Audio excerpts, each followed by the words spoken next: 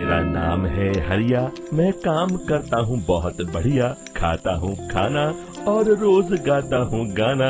अरे यार, आज तो बहुत देर हो गई। इस खतरनाक जंगल को देखकर तो मेरे हाथ पैर ठंडे हो गए हैं। अगर मैं वक्त पर गांव नहीं पहुंचा तो मालिक बहुत नाराज हो जाएंगे। तभी हरिया को एक आवाज सुनाई देती है। सुनिए हरु जी। अरे, ये आवाज किसने दी? तभी हरिया को सामने कुछ दूर एक औरत खड़ी दिखाई देती है। अरे भाई, ये औरत अकेली इतनी रात को इस जंगल में क्या कर रही है? चलकर पूछना पड़ेगा। फिर हरिया अपनी बैलगाड़ी उस औरत के सामने लाकर रोक देता है और उससे पूछता है। अरे सुनिए, आप इतनी रात को इस खतरनाक जंगल में अकेली क्या कर रही हैं? तभी वो औरत मीठी आवाज में कहती है। अरे हरु जी, आप आ गए। मैं कब से आपका इंतजार कर रही थी। वैसे तो यहाँ से काफी लोग गुजर चुके हैं, लेकिन मैं खास आपका इंतजार कर रही थी। अच्छा, तुम सच कह रही हो? मुझे तो यकीन नहीं हो रहा है। वो क्या है ना, आज तक किसी ने मुझसे इतने प्यार से बात नहीं की। हाँ हाँ हरु जी, मैं सच कह रही हूँ। अब देर मत करिए और जल्दी से मुझे मेरे घर तक छोड़ दीजिए। हाँ हाँ, कौन सी बड़ी बात है, अभी छोड़ देता हूँ। आप मेरे पीछे बैलगाड़ी में बैठ जाइए और मुझे रास्ता बताते चलिए। फिर वो औरत हरिया की बैलगाड़ी में बैठ जाती है और हरिया बैलगाड़ी हाँकता हुआ आगे चल पड़ता है। फिर उस औरत के बताए हुए रास्ते पर चलते चलते हरिया बैलगाड़ी लेकर एक काली गुफा के आगे आकर रुक जाता है। हरिया उस औरत से पूछता है।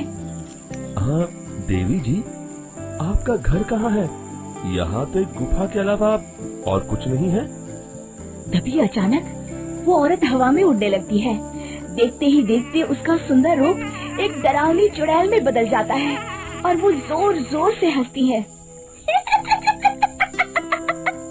अरे तू तो एक नंबर का बेवकूफ निकला। तू तो बड़ी आसानी से मेरी बातों में आ गया। अरे मर गया रे, ये तो एक चुड़ैल है। हे भगवान बचा ले, ये तो बड़ी डरावनी दिखाई दे रही है। और फिर अगले ही पल हरिया की बैलगाड़ी में रखा सारा सामान हवा में उड़ता हुआ उस काली गुफा के अंदर चला जाता है और वो चुड़ैल भी उस गुफा के अंदर जाकर कहीं गायब हो जाती है। हरिया ये नजारा देख बुरी तरह घबरा और परेशान हो जाता है। अरे, ये चुड़ैल तो मेरा सारा सामान लेकर गुफा में गायब हो गई। अब क्या होगा? अगर मैं गांव खाली हाथ गया तो मालिक मेरी अच्छी खबर लेंगे। मेरी इस बात का कोई यकीन भी नहीं करेगा। फिर आखिर वही हुआ। हरिया के मालिक चंपक सेठ को हरिया की किसी भी बात पर रत्ती भर भी यकीन नहीं हुआ। चंपक सेठ को लगा हरिया झूठ बोल रहा है और उसने ही लालच में आकर सारा सामान हड़प कर लिया है। फिर हरिया को बेईमान समझकर चंपक सेठ उसे काम से निकाल देता है। अगले दिन अपनी दुकान में परेशान बैठा चंपक सेठ गुस्से में बड़बड़ाता है। अरे, दुकान में तो सामान बिल्कुल भी नहीं है। अब मुझे ही शहर जाकर सामान लाना होगा। फिर वो अपनी बैलगाड़ी लेकर शहर चला जाता है। शहर से सामान लेकर जब चंपक सेठ वापस गांव लौट रहा होता है, तभी उसे एक आवाज सुनाई देती है। चंपक जी, ओ चंपक जी। अरे, ये तो कोई मेरा नाम लेकर मुझे पुकार रहा है। फिर उस रास्ते में वही औरत खड़ी दिखाई देती है।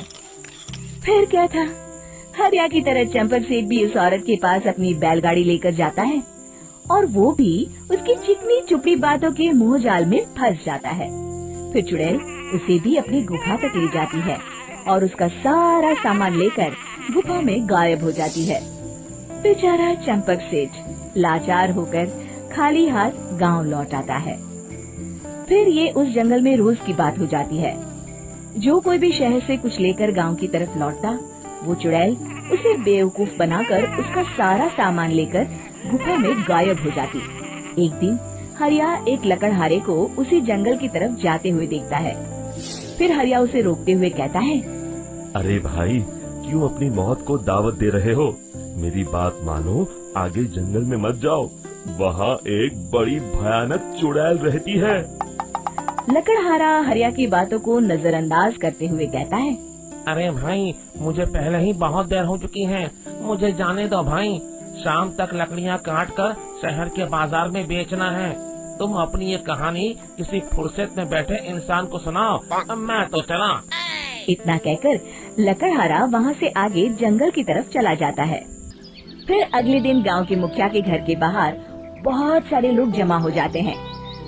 तभी हाथ में कुल्हाड़ी लिए खड़ा लकड़हारा कहता है, अरे मुखिया जी, अब आप ही हमें बचाइए उस जंगल वाली चुड़ैल से। हमारा सारा काम तो शहर से ही होता है। अरे मुखिया जी, उस चुड़ैल की वजह से तो मैं पूरी तरह बर्बाद हो गया हूँ। हम सबको मिलकर उस चुड़ैल का कोई इलाज करना पड़ेगा।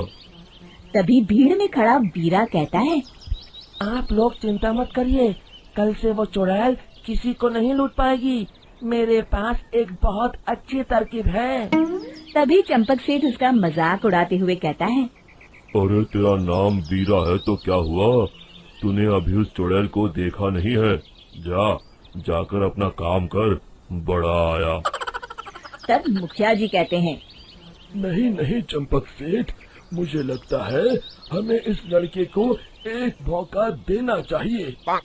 फिर सभी गांव वाले मुखिया जी की बातों से सहमत हो जाते हैं और वीरा शाम को एक बैलगाड़ी में कुछ सामान लादकर उस जंगल की ओर चल देता है।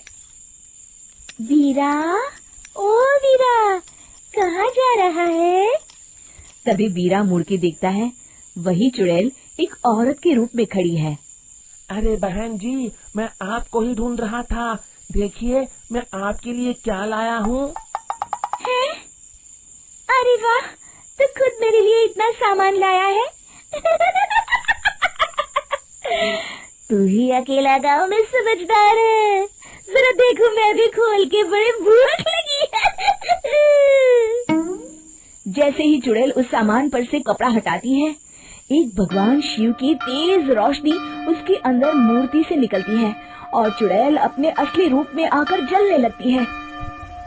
अरे मैं जल रही हूँ, बचाओ! बचाओ! ओम नमः शिवाय, मर गई मैं! देखते ही देखते वो चुड़ैल राख के साथ उड़ जाती है और सभी गांव वाले भी वहां जाते हैं। शिक्षा बुराई पे सदा अच्छाई की ही जीत होती है।